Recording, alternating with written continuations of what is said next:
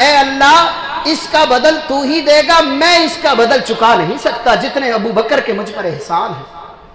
وہ جس نے موذی کے وار سہ کر کے بھی میرے آقا کی نبوت کا دفاع کیا، میرے آقا کے وجود کا دفاع کیا۔ میرے دوستو، سیدنا صدیق اکبر رضی اللہ تعالیٰ عنہ فرمانے لگے یا رسول اللہ اگر اجازت ہو تو 3 چیزیں میں بھی عرض کروں؟ جی بالکل، آپ بھی بتاؤ۔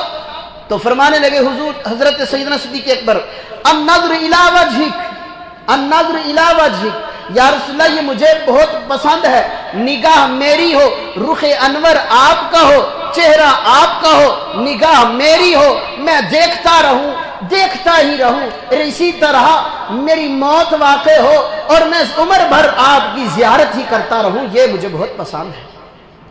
دوسری بات سیدنا صدیق اکبر رضی اللہ تعالیٰ عنہ کی، اللہ رب العزت نے یہی بات ہجرت کی رات پوری کر دی جب حضرت ابو بکر رحل کی مانی بیٹھے ہوئے تھے اور صاحب قرآن پیغمبر حضور صلی اللہ تعالیٰ علیہ وسلم اپنا سر اقدس حضور حضرت سیدنا صدیق اکبر کی آغوش میں رکھے ہوئے تھے۔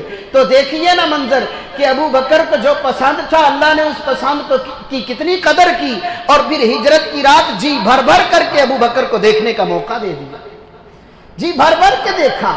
النظر الی وجہک، یا رسول اللہ نگاہ میری ہو، رخ انور آپ کا ہو، میں دیدار کرتا رہوں، یہ مجھے بہت پسند ہے۔ انفاق مالی علی امرک، یا رسول اللہ مجھے یہ بڑا پسند ہے کہ مال میرا ہو، حکم آپ کا ہو اور میں خرچ کرتا چلا جاؤں، میں خرچ کرتا چلا جاؤں، یہ مجھے بہت پسند ہے۔ یہی وجہ تھی غزوہ تبوک کے موقع پر حضرت عمر رضی اللہ تعالیٰ عنہ سامان لائے تو حضور نے یوں پوچھا اے عمر کیا لایا ہے اور کیا گھر میں چھوڑ کر آیا ہے؟ تو حضرت عمر فرمانے لگے یا رسول اللہ آدھا سامان گھر چھوڑ آیا ہوں، آدھا لایا ہوں۔ تو ابو بکر سے یوں کہا اے ابو بکر تو گھر میں کیا کچھ چھوڑ کے آیا ہے؟ ابو بکر نے کہا یا رسول اللہ اور اللہ کا رسول چھوڑ کے آیا ہوں، باقی سب کچھ لا کے قدموں میں رکھ دیا۔